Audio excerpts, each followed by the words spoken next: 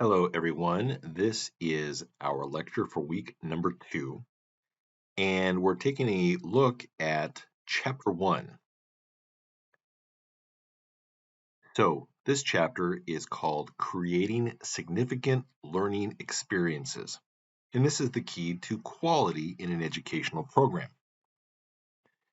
Larry Spence, 2001, we won't meet the needs for more and better higher education until professors become designers of learning experiences and not teachers. So, what is Larry talking about there? Talking about this. And I think in entry level healthcare education programs, we do a pretty good job of this, where we are teaching people what they need to know to become successful at their future job, whether that be physical therapy, occupational therapy, or other. What I think Larry's talking about here is, what does U.S. History 101 mean to a freshman? What does Sociology 201 mean to somebody who's just trying to get their sociology or their social sciences requirements checked off? Are we doing people a service by just presenting material, being the sage from the stage, or are we empowering them with something that is useful? And that's always the challenge. And it's a challenge in some classes that we do within our entry level healthcare degree programs. Sometimes classes like pathophysiology can be a challenge unless you make them active in some capacity. So, Fink, the author of the textbook, notes that there are millions of teachers who teach 4 to 8 courses a year. Do we follow tradition or do we do something new? What was your experience when you went for your undergraduate degree or your graduate school degree? Were there classes where you were just listening? How much did you learn? How much did you retain? Or were there classes where you listened for a bit and then you discussed a case? Were there classes where you listened for a bit and then you wrote about it, or you maybe wrote a paper or did an online post, or you applied the material in some way? How is that different? So for myself, I teach approximately 4 classes for the entry-level DPT program, and I supervise research groups. I oftentimes, fortunately things have stabilized, but for a period of time, I was given new courses all the time because there was some turnover in our department. And so I was able to get out of one course but take on a different course. And the reason that was done is because they needed somebody with experience, somebody I think they felt confident with to be able to take on the material. And this gets back to cardiopulmonary therapeutics. No one has experience in that, but maybe put somebody that has a PhD and knows how to design a course, have that person do that. I also do 1 to 2 courses a term for the University of Medical Sciences, Arizona. For my synchronous classes at George Fox University, I try to have active learning experiences. That's easy or easier sometimes in cardiopulmonary class. We can do group work where we're looking at diets and looking to see if those dietary habits of an individual, if they meet guidelines for people with heart disease. We can look at cases for exercise. We can practice in the lab stress tests. We can practice ECGs. Harder for pathophysiology. What do I do for that? I have people do cases. Listen to a 5 to 10-minute lecture prior to coming to class, and then do group work to try to answer questions about that case. For the University of Medical Sciences, Arizona, a little bit different. We're doing things asynchronously.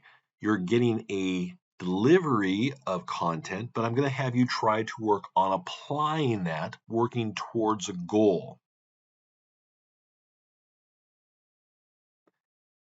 A key for you, again, is to avoid that sage from the stage, just being at the front. And if any of you have seen Indiana Jones movies, there's always been situations where Indiana Jones has been lecturing in class, and probably the best example was from the most recent movie. Now, no one would say that Indiana Jones is not an expert in archaeology. Here he is in his 80s. He's been fighting the Nazis, exploring aliens, Temple of Doom, etc. Lots of real world experience. But here he is in his 80s teaching to a bunch of young students, and most of them were asleep. Most of them were really bored. How do you bring archaeology to life? And that's the challenge. Avoid being the sage from the stage. There are times where lecturing is important. For example, if I'm teaching about different shoulder diagnoses, I've got to teach the student what the diagnosis is, what the features of that diagnosis is, what is going to lead somebody to think that they've got that particular diagnosis, and then we're going to go into the lab and practice cases. And practice, okay, if somebody's got shoulder impingement, what test would be positive, what test would be negative? Practicing then what exercises we might do in order to treat that condition. So, of course, lecturing is important, but so is doing. Doing is where somebody is going to start to integrate that knowledge. What can we do differently? And this takes time, and takes trial and error. So, an example is another class I taught for a while, applied physiology. Physiology is not my background, so it was hard. And initially, the class was like a medical physiology type of course. But over time, I took some more coursework myself, and I integrated in exercise physiology with the medical physiology. I made it finally applied. The people who had done it before, it was just kind of talking medical physiology. I was able to make it applied physiology by getting active components, having the students start to do things in the class. So, how satisfactory are current forms of instruction? When examined from outside the academy, so outside of university settings, our present teaching practices appear to be not only adequate but even quite good. The demand for our services remain high. The percentage of graduating high school students who choose to come to college is nearly 70% and continues to rise. The percentage of adults enrolling in some kind of higher education program also remains strong and growing, and American higher education continues to be very attractive to students around the world. So that was from Fink. Textbook's a little bit older, but that's looking at kind of and I wouldn't necessarily fully agree with the analysis. I think the analysis is a lot of people see that higher education is a way to a job that is going to make them more money. Um, Statistics suggest that people who have a college education are going to make more over their lifetime than those individuals who don't. So people go to college because they need to get that first thing under their belt, that undergraduate degree.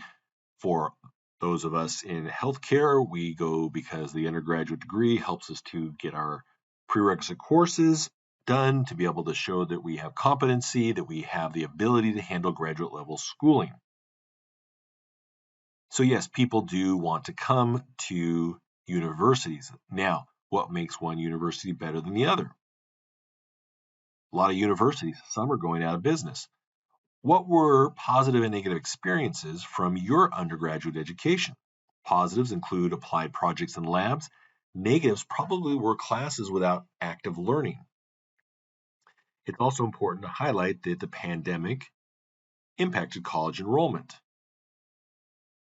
COVID-19 caused unprecedented drops in college enrollment numbers. Large enrollment declines are observed among underserved student populations. Data reveals that fewer lower-income students have applied for financial aid this year. Experts worry these losses could spell trouble for future enrollment. And I think there's also been some shifts in different type of industry, which allow people to move from high school directly into it. I think computers is one area where people are going that route at times.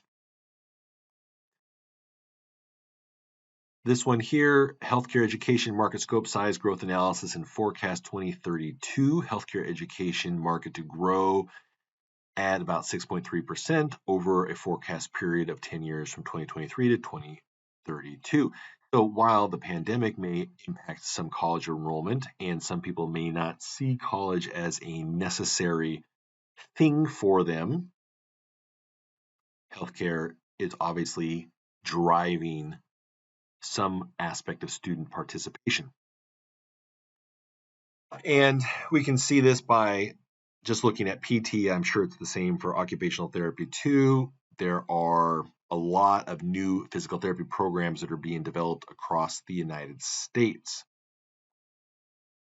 This little screen grab here from the Commission on Accreditation in Physical Therapy Education has 3 areas: candidates for accreditation, applicants for candidacy, and programs with a full-time program director. So 3 different stages of development for a particular degree in physical therapy. So these are all different categories where schools might be in on their way to full accreditation. Now, there are, as I said, a lot of new programs developing. In the state of Oregon, there was one program for the longest time. I taught it for a while. Then I went to the new program, George Fox University. They were the number 2 in the state. Now we've got 5. So in the past 10 years, we've gone from 1 to 5. Other states are seeing growth like that too. Is there going to be change in the academic quality of the student? So why do I bring that up? Well, normally we have a lot of applicants and we're able to kind of pick and choose. But why are new academic programs being developed? Because administrators see value, they see opportunities to make money to keep their universities thriving. If their university isn't making money, then they got to make decisions about selling off parts of their university or decreasing programs or going out of business. So there's going to be pressure.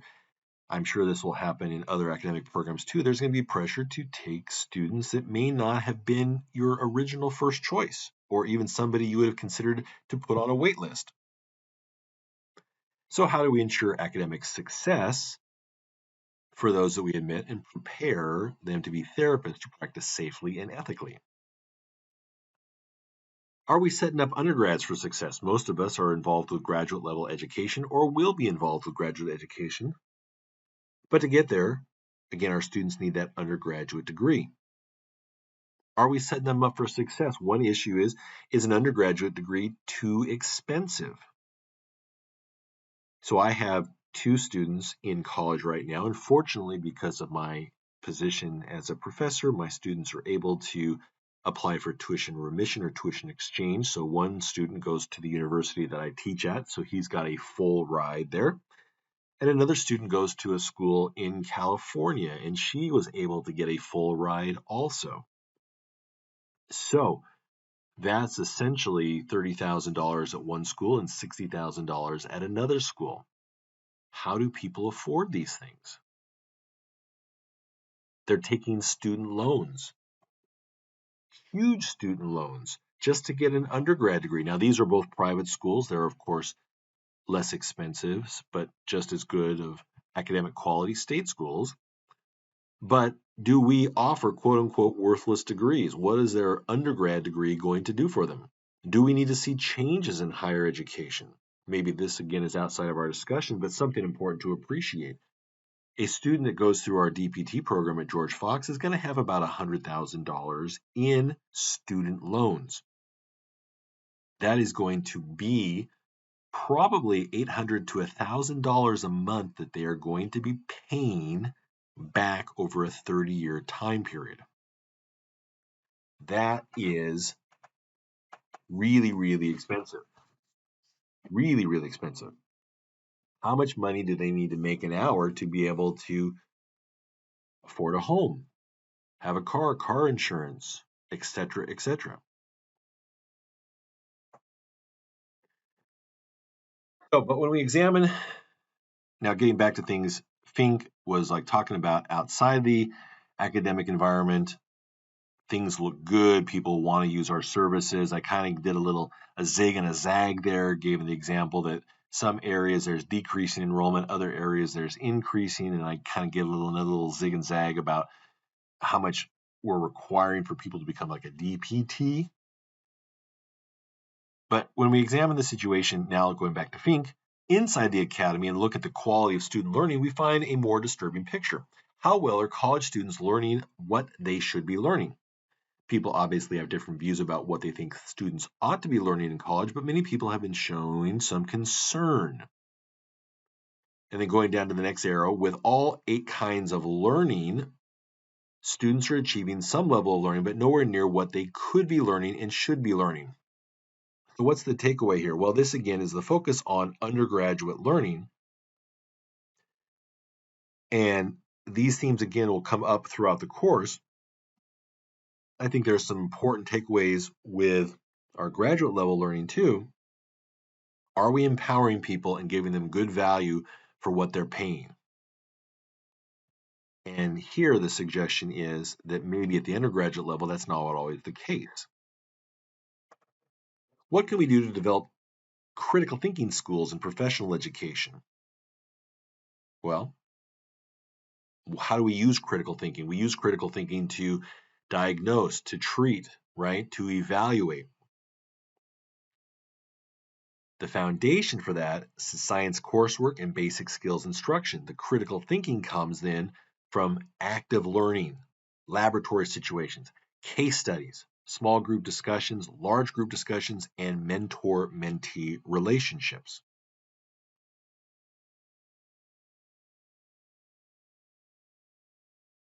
Now, coming back to this slide here, critical thinking, why is this a concern?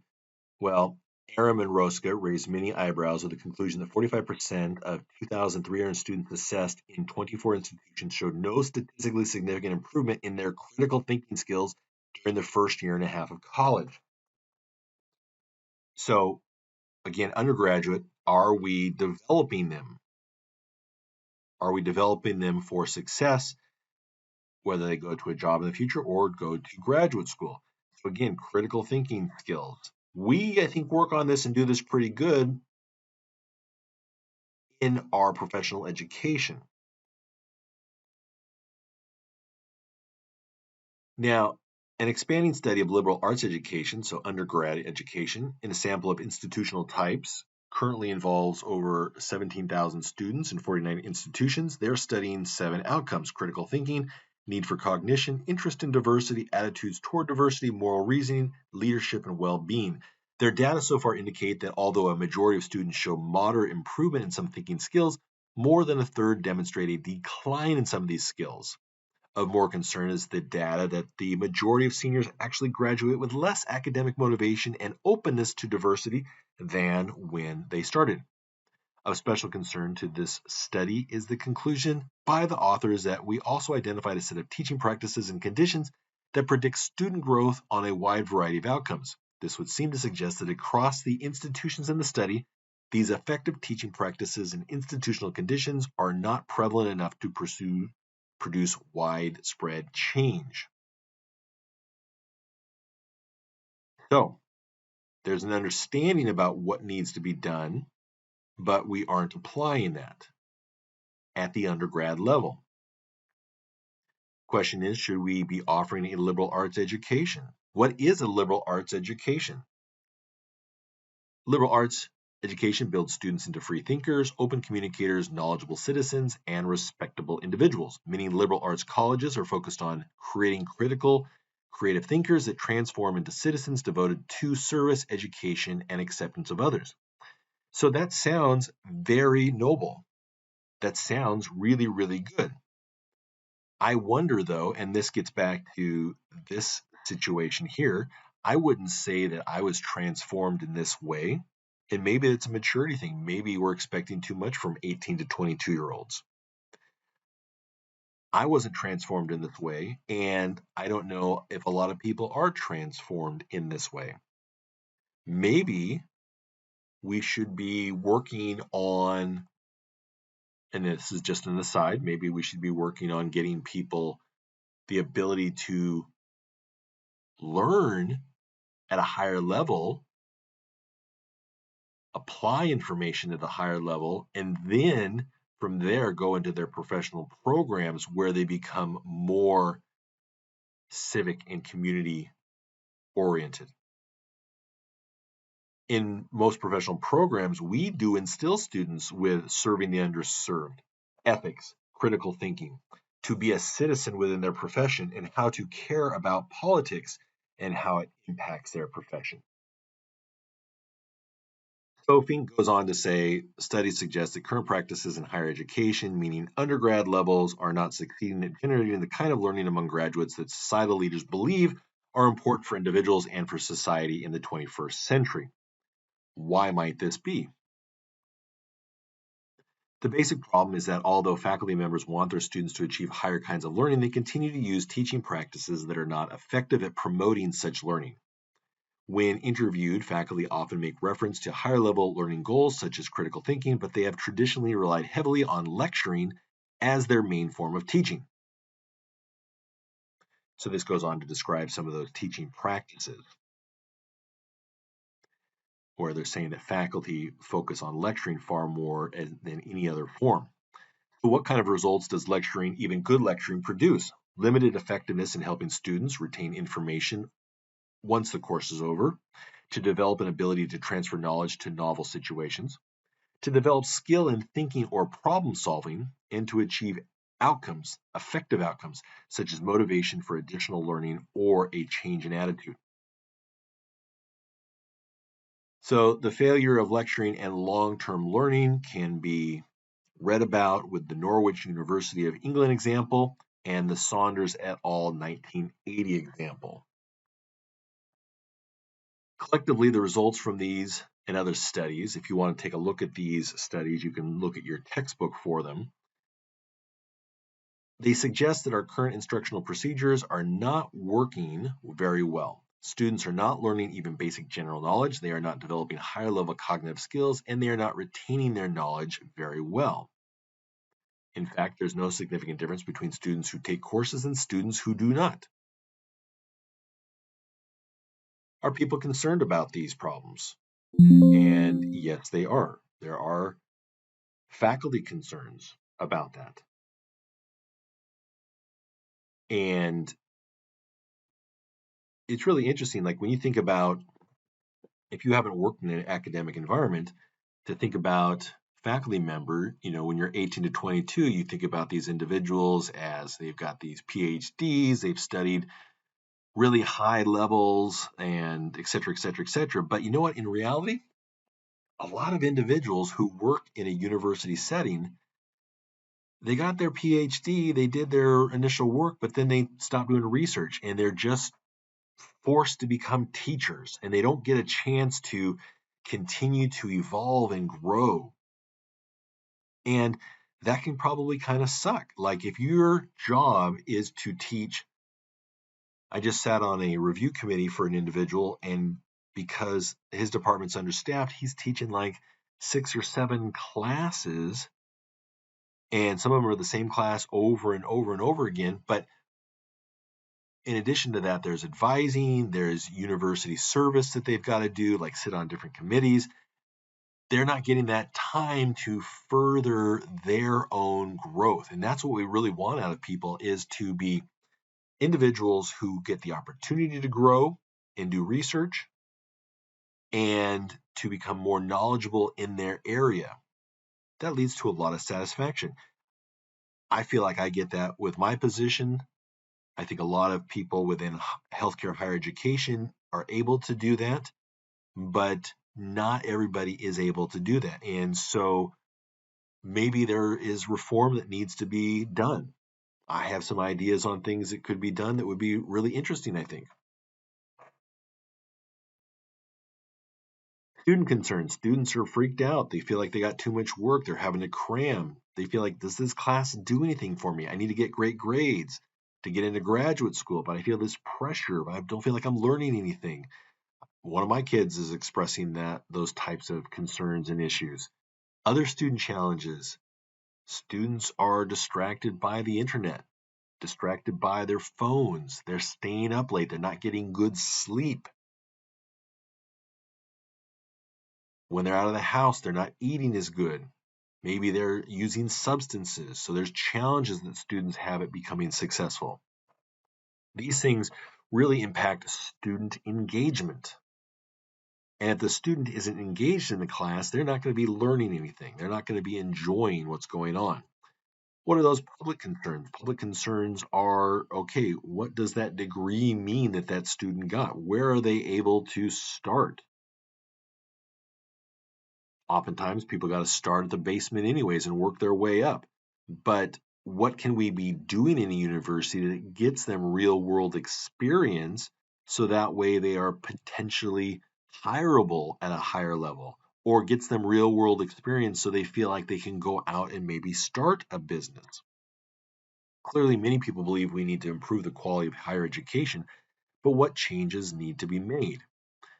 Beneath each of these several levels of concern is a fundamental need, and that is for students to have a significant learning experience.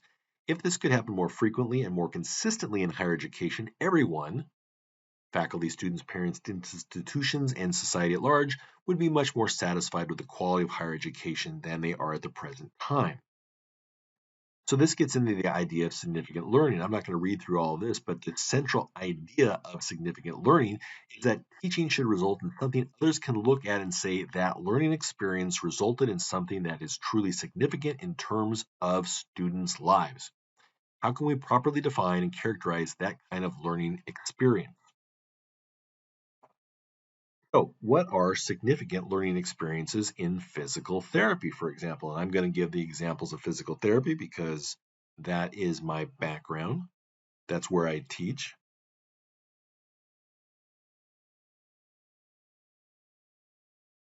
We want to train individuals to be able to work entry level in a DPT capacity. We want them also to understand research and participate in research. An ambitious goal in teaching has two requirements. It required multiple kinds of specific learning by students, that is, something more than understanding and remembering content. And significant learning requires that we help students connect what they learn in their courses with their life file rather than just their course life. So integrating that, making that information meaningful. We also need to recognize that a significant learning experience has both a process and an outcome dimension. And each of these dimensions has two features. So for the process, it has to be engaging and high energy. And it has results, impact, and outcome section of lasting change and a value in their life. In a powerful learning experience, students will be engaged in their own learning. There will be a high energy level associated with it, and the whole process will have important outcomes or results. Not only will students learn throughout the course, but by the end of the course, they will also clearly have changed in some important way. They will have learned something important, and that learning will have a potential for changing their lives in an important way.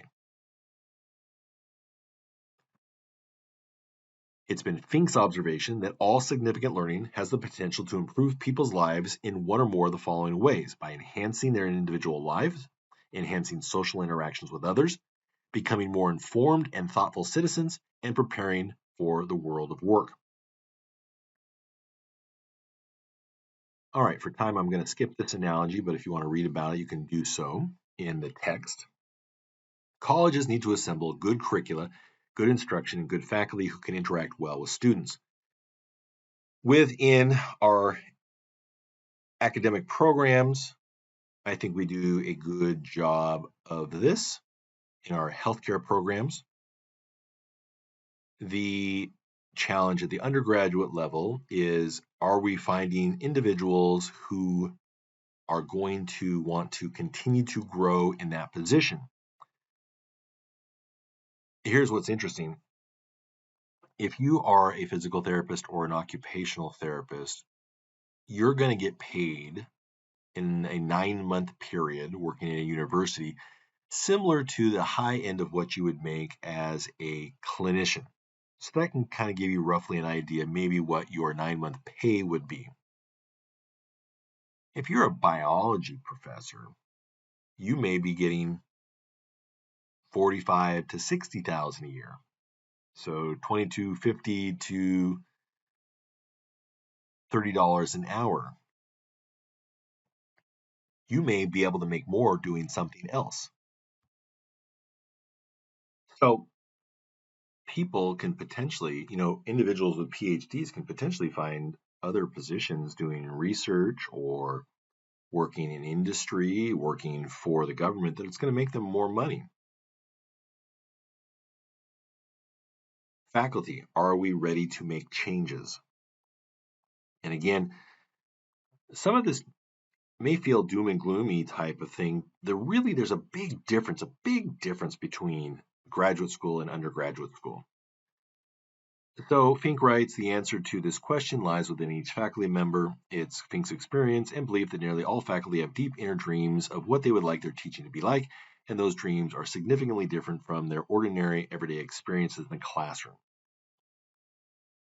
So how do we get from this reality, this Bueller, this boring, to more of this type of thing where people are engaged and listening and wanting to participate? So it gets into how you engage the students and also the maturity of those students. I've taught modalities for both a DPT program and for sophomores. So the modalities class for the DPT students, these were people in a program that wanted to be there. They had clinical experience prior to coming to school. These were adults. They had their undergraduate degrees. Class was held one time a week for 3 hours. They were engaged. They participated. Teaching to the undergrad students, they were ages 18 to 19. Class was held 2 times a week for 1.5 hours per session. So both classes were similar, 3 hours per week.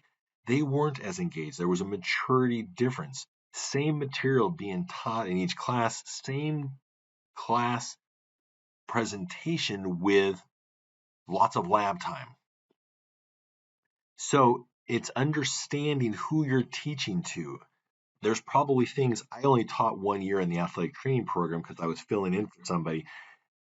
There's probably things I needed to learn to be able to engage with those sophomores better. So, question: in your deepest, fondest dreams, what kind of impact would you like to have on your students? That is, when the course is over and it is now 1 or 2 years later, what would you like to be true about students who have participated in your courses that is not true of others? What is the distinctive educational impact you'd like for your teaching and your courses? What is your purpose? This is important. The creative energy that teachers pour into answering this question is immense, and the answers themselves are absolutely marvelous to behold. Typical responses include statements like, my dream is that students 1 to 2 years after the course will be able to apply and use what they learn in real life situations. And you can read through the rest of these here if you want to. But there's times where we probably romanticize the profession of teaching too much also. Institutional change, it's coming. Are you ready or not? Forces driving institutional change. Do students need our product? Do they need to come to us to be able to get a job? Higher education for healthcare programs, yes. For others, maybe not. And technology is making a difference. For example, when I was in my entry-level DPT program, there was not the ability to deliver course content like this. Just last year, I participated in an online certificate program that was done synchronously over Zoom. We have faculty members in my DPT program who live out of the state, and they come to campus to do some teaching on campus, maybe 40% of the time. The rest of it is delivered from their home. What about this? I live on the West Coast. What if instead of each institution having a teacher that teaches Biology 101, there was one teacher teaching Biology 101 from the University of Washington synchronously at 8 a.m. or 9 a.m. all along the coast, Washington, Oregon, Idaho, California, wherever, and all course material was online, all learning assessments were online, like a test. Some classes are like that. Universities could save tons of money. Just a thought. All right, here is higher education, kind of a side-by-side looking at the industrial age versus the information age. And kind of thinking about some of the differences or the growth or the evolution between the two. If you want to read through that, you can. Think writes, based in part on the special capabilities of information technology, the primary force that will drive change in higher education is the fact that traditional institutions are about to lose their exclusive franchise. That is their monopoly on providing post-secondary learning. New providers have already appeared and are competing effectively for students. Corporate universities, things like the University of Phoenix, virtual university, things like that. Some of these, though, are kind of shady. Some of them have gotten in trouble in the past many years because they've been more predatory on students. You probably have seen things in the news. But the point is, people are looking for ways to help students get the degrees that they need and not be as disruptive to their lives. I met a certified occupational therapy assistant not too long ago, and she is working on her occupational therapy degree, and she lives in Oregon, but her program's in California, and she's doing everything up here. Many universities offer traditional undergraduate experiences and offer online programs too, so people have had to move into this space because the demand is there. And I think that's going to be something that we continue to see evolve over time. What will the future hold? That's a big question. You're going to become an academic, presumably. You're taking this class, it's maybe an interest of yours. Not only do you need to be a content expert, but you need to be nimble enough, open enough to exploring different ways of delivering course content. All right, so this week we have 2 forums, due Thursday and Saturday at midnight, and your homework is due Sunday at midnight.